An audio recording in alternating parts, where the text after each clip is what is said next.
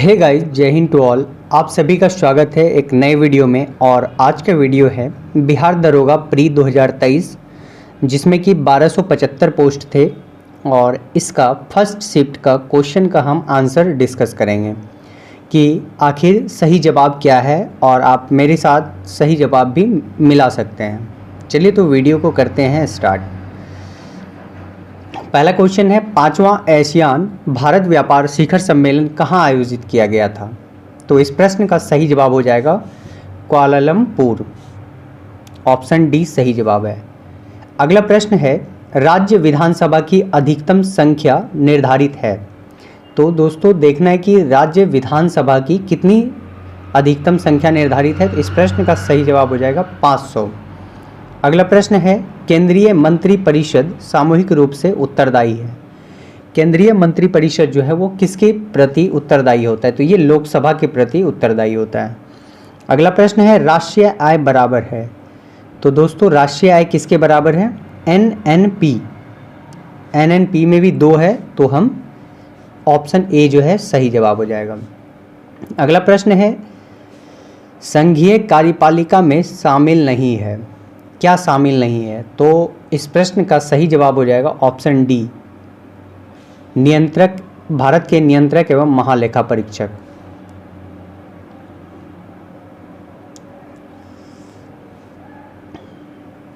अगला प्रश्न है, किस केंद्रीय मंत्रालय ने ई सार्स मोबाइल ऐप को लॉन्च किया है? तो इस प्रश्न का सही जवाब हो जाएगा ऑप्शन नंबर सी, ग्रामीण विकास मंत्रालय।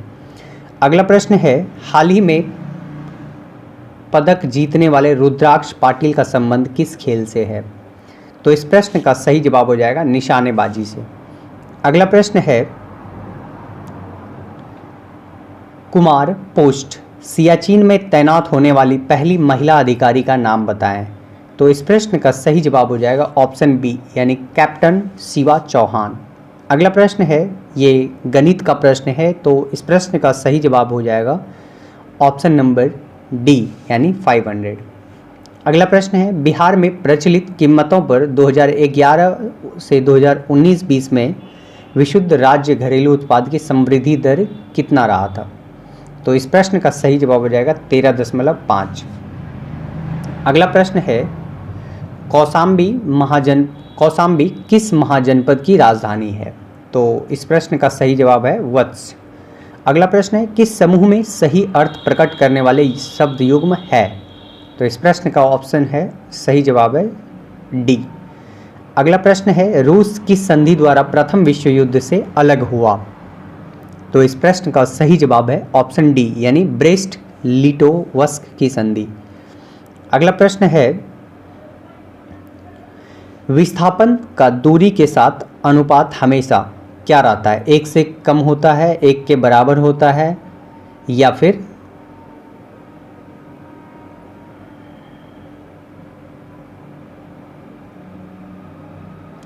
एक से ज़्यादा होता है, या 1 के बराबर या 1 से कम होता है? तो इस प्रश्न का सही जवाब है ऑप्शन डी। अगला प्रश्न है, द्वार कोशिकाओं में जब जल अंदर जाता है तो वे फूल जाती है और रंध्र का छिद्र डैश जाता है, यानी कि इसमें क्या होगा? तो इस प्रश्न का सही जवाब हो जाएगा ऑप्शन नंबर ए, यानी खुल जाता है। अगला प्रश्न है, सरकार द्वारा लगाई गई रुकावटों व प्रतिबंधों को हटाना कहलाता है। तो इस प्रश्न का सही जवाब हो जाएगा ऑप्शन नंबर डी, यानी उदारीकरण। अगला प्रश्न है, कांगड़ा लघु चित्रकला किस राज्य में बनाई जाती है? तो इस प्रश्न का सही जवाब हो जाएगा ऑप्शन नंबर बी, यानी हिमाचल प्रदेश। अगला प्रश्न है, मानव विकास सूचकांक को प्रकाशित किया जाता है किसके द्वारा? मानव विकास सूचकांक प्रकाशित किया जाता है। तो इस प्रश्न का सही जवाब जो है दोस्तों ऑप्शन नंबर सी हो जाएगा, यूएनडीपी, यानी संयुक्त राष्ट्र विकास कार्यक्रम के द्वारा। अगला प्रश्न है, the spirit of the laws नामक रचना का लेखक कौन है? तो इस प्रश्न का सी जवाब हो जाएगा सही जवाब, ऑप्शन सी जो है सही जवाब हो जाएगा। अगला प्रश्न है, भारत सरकार द्वारा जनजातियों के स्वशासन के विभिन्न आयामों का परीक्षण करने के लिए गठित समिति का नाम बताइए। तो इस प्रश्न का सही जवाब हो जाएगा ऑप्शन नंबर ए, यानी कि भूरिया समिति। अगला प्रश्न है, उपभोक्ताओं के जिस अधिकार के तहत वस्तुओं व सेवाओं के विनिर्माता द्वारा पैकिंग पर सूचना दर्शाई जाती है यह है। इस सूचना को क्या कहा जाता है? तो इस प्रश्न का सही जवाब हो जाएगा ऑप्शन नंबर बी, चयन करने का अधिकार।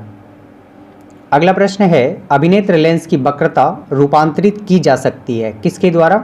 तो इस प्रश्न का सही जवाब है ऑप्शन बी, पक्षाभी पेशियों के द्वारा। अगला प्रश्न है, राष्ट्रपति राज्यसभा में कितने सदस्यों को मनोनीत करते हैं? तो इस प्रश्न का सही जवाब हो जाएगा ऑप्शन डी यानी 12। अगला प्रश्न है, भारत का राज्य अथवा केंद्र शासित प्रदेश जो जनगणना 2011 में साक्षरता दर में तीसरा सर्वाधिक मान रखता है यह था, कौन था? तो इस प्रश्न का सही जवाब हो जाएगा मिजोरम।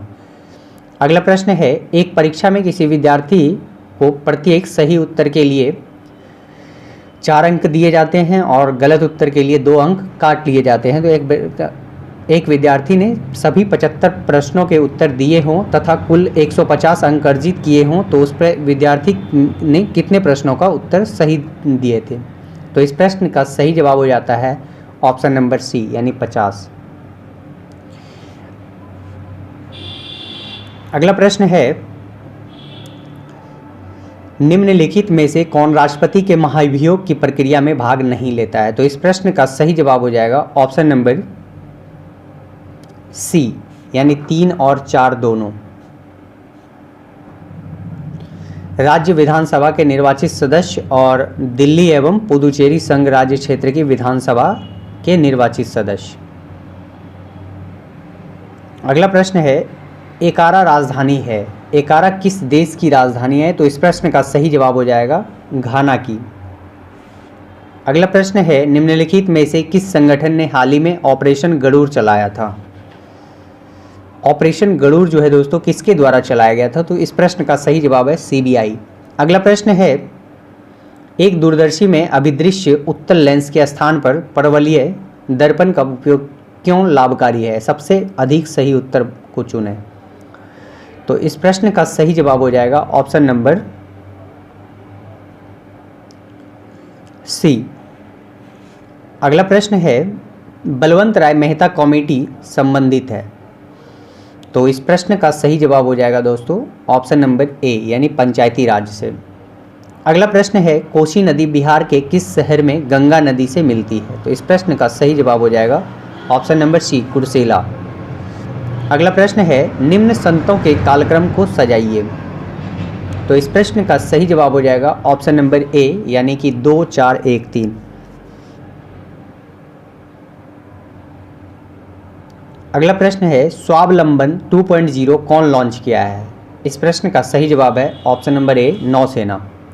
अगला प्रश्न है, इलेक्ट्रिक स्कूटर VIDA किसके द्वारा लॉन्च किया गया है? तो इस प्रश्न का सही जवाब हो जाएगा option number A hero motorcar के द्वारा। अगला प्रश्न है, अलीनगर की संधि किसके बीच हुआ था? तो इस प्रश्न का सही जवाब है ऑप्शन नंबर बी ब्रिटिश और सिराजुद्दौला के बीच। अगला प्रश्न है, प्लेइंग इट माई वे किसकी आत्मकथा है? तो इस प्रश्न का सही जवाब है सचिन तेंदुलकर। अगला प्रश्न देखते हैं,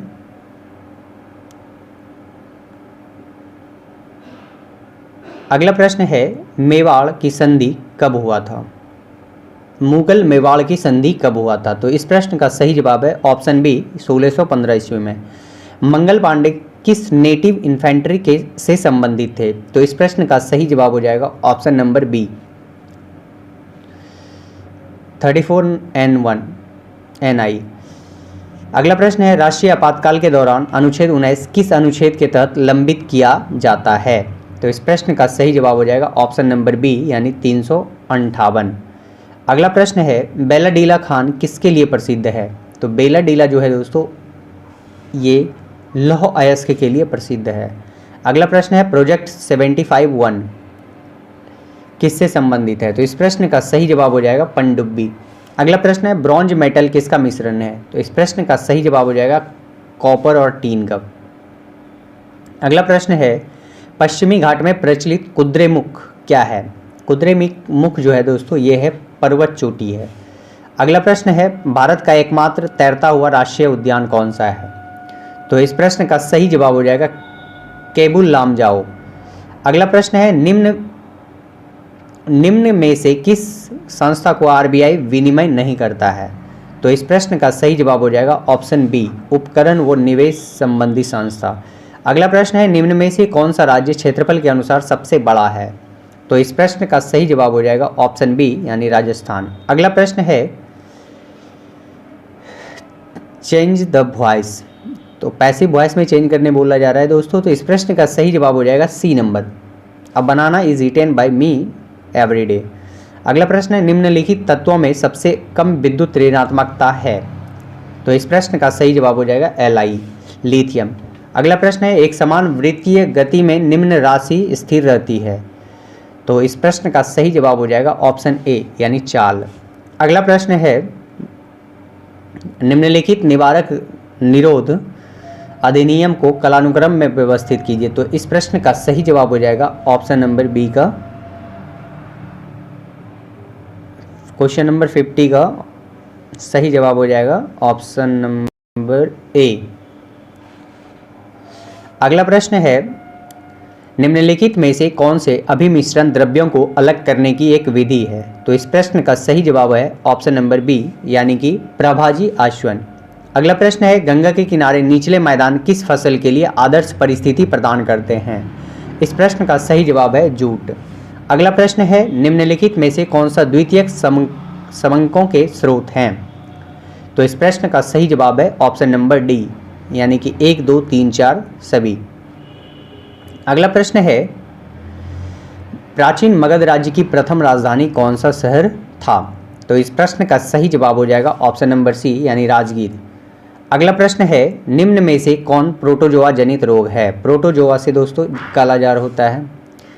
अगला प्रश्न है मोटो जीपी भारत रेस 2023 निम्नलिखित में से किस शहर में आयोजित की गई थी?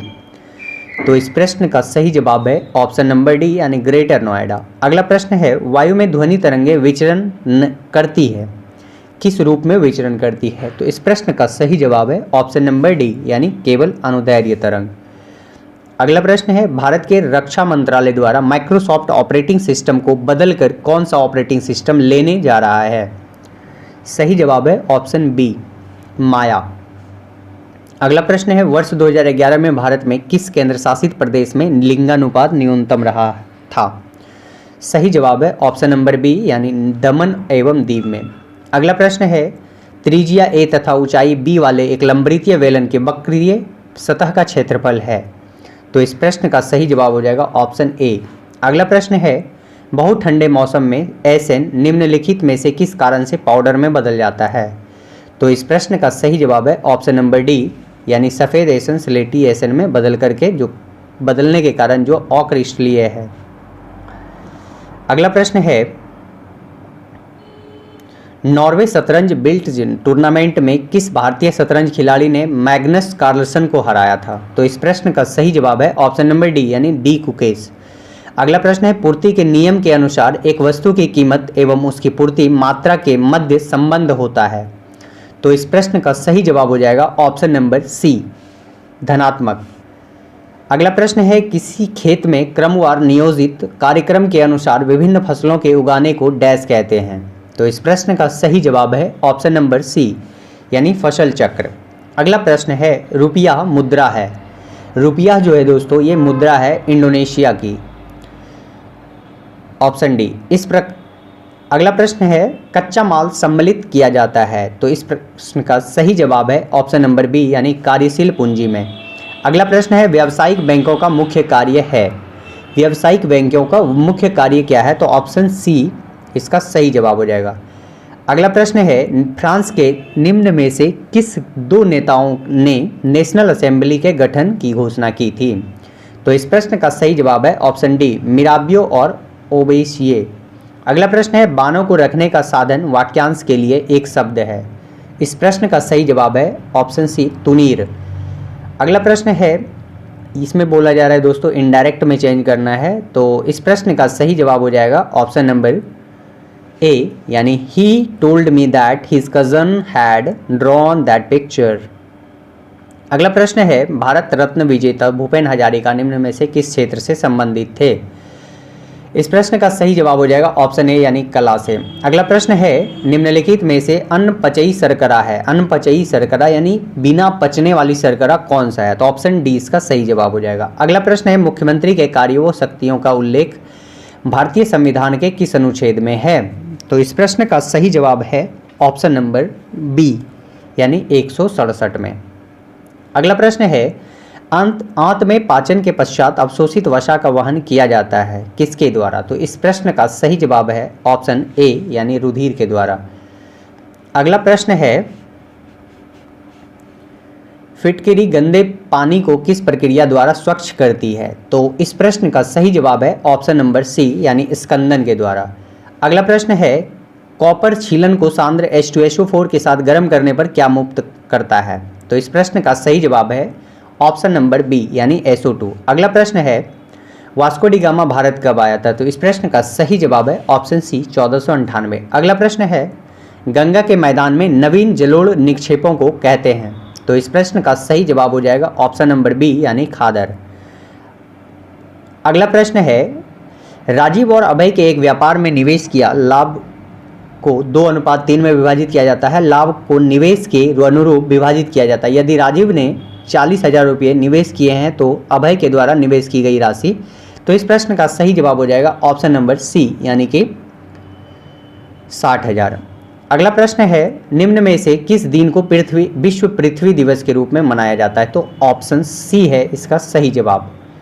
22 अप्रैल को विश्व पृथ्वी दिवस के रूप में मनाया जाता है। प्रयाग प्रशस्ति का रचनाकार कौन है? तो इस प्रश्न का सही जवाब हो जाएगा हरियाणा हरिसेन यानी कि ऑप्शन बी। अगला प्रश्न है निम्न में से जीवाणु जनित रोग को पहचानिए, वो सही विकल्प को चुनिए। सही जवाब है ऑप्शन बी यानी ए और बी। कुष्ठ रोग, टिटनेस, हैजा और मस्तिष्क।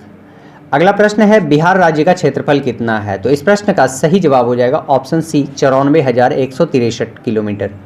अगला प्रश्न है 1991 में भारत में आर्थिक सुधारों को अपनाने का मुख्य व तत्कालिक कारण क्या था? तो इस प्रश्न का सही जवाब हो जाएगा ऑप्शन सी भुगतान संतुलन का संकट। अगला प्रश्न है इमरजेंसी हार्मोन कहा जाता है किसको?